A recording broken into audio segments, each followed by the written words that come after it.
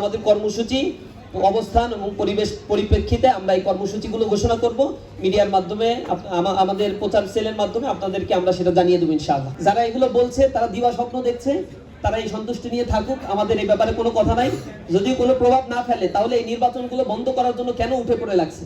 পাঞ্জাবের জগতে একটি বিশ্বস্ত নাম, শাবাব এথনিক ওয়্যার। 22 তারিখে দেখবেন আপনারা সিলেট থেকে নির্বাচনী প্রচারণা করার, উদ্বোধন ঘোষণা করার তারিখ শিডিউল ঘোষণা করছে একটা রাজনৈতিক দলের প্রধান নেতা।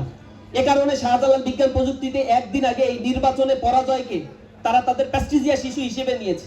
এই ইস্যুকে কেন্দ্র করে তারা এই নির্বাচন বানচালের জন্য তাদের আইনজীবী দিয়ে পরিকল্পিতভাবে কোর্টকে ব্যবহার করে তারা অঙ্গ সংগঠন ছাত্রদলকে দিয়ে নির্বাচন কমিশনের সামনে গতকাল থেকে ঘেরাও করে তারা এই কর্মসূচিগুলো ঘোষণা করছে। এর একটা ইন্টেনশন তো আছে।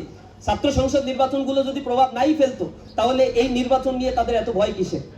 আমরা বলতে চাই এগুলো আমরা কোনো জবাব দিব না, তবে সময় হচ্ছে সবকিছু বলে দেবে।